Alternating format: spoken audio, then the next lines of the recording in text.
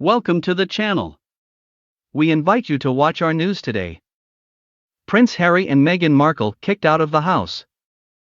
His Majesty is set to deal with the palace merry-go-round as he decides firstly where he will live and who will get the keys to other properties. After ascending to the throne, King Charles is now essentially the landlord of a whole host of properties.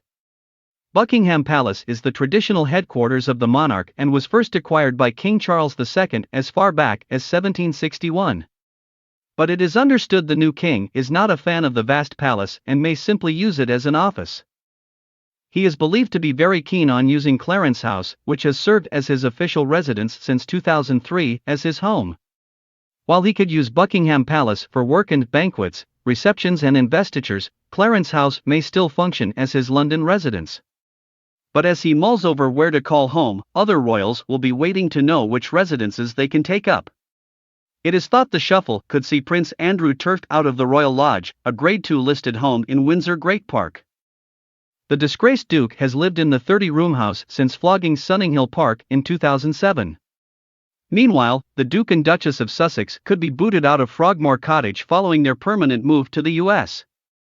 Harry and Meghan moved into the Georgian house in April 2019, a month before baby Archie was born and after extensive renovations were completed.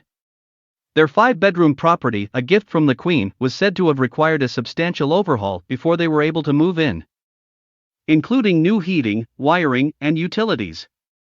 But less than a year later, the couple announced they would be stepping back from their duties as senior members of the royal family.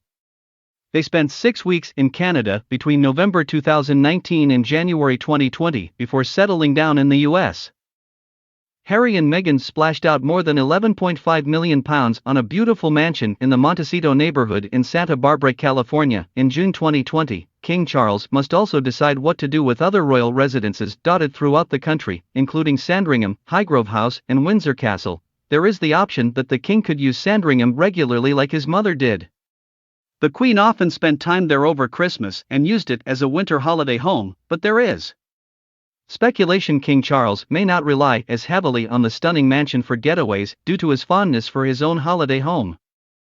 Meanwhile, Highgrove House has been the family residence of King Charles since 1980 when it was first purchased on his behalf by the Duchy of Cornwall. He originally spent weekends at the Gloucestershire Manor with Princess Diana and their sons, William and Harry, but it is believed the new monarch may shun the property as Camilla, the Queen consort, is understood to not be fond of it over its links to Charles's first marriage. Like Buckingham Palace, Windsor Castle in Berkshire is another traditional seat for British monarchs. But the fortress is another location King Charles is reportedly not keen on, and he may consider letting Prince William and Kate Middleton live there. The couple, however, have just moved into Adelaide Cottage in Windsor with their 3 kids. And it is understood Charles has drawn up plans to turn the Queen's beloved Balmoral into a museum in tribute to his late mother. The Scottish estate, where the Queen died at the age of 96 on September 8, could be made into a public exhibition. Her Majesty spent many happy summers with Prince Philip at the royal retreat. This 50,000-acre estate beside the River Dee in the Scottish Highlands is where she could be a mum and a wife, a world away from life as the most famous woman on the planet. Thank you for watching. If you find it interesting, please support us with a subscription and leave a comment. Thank you.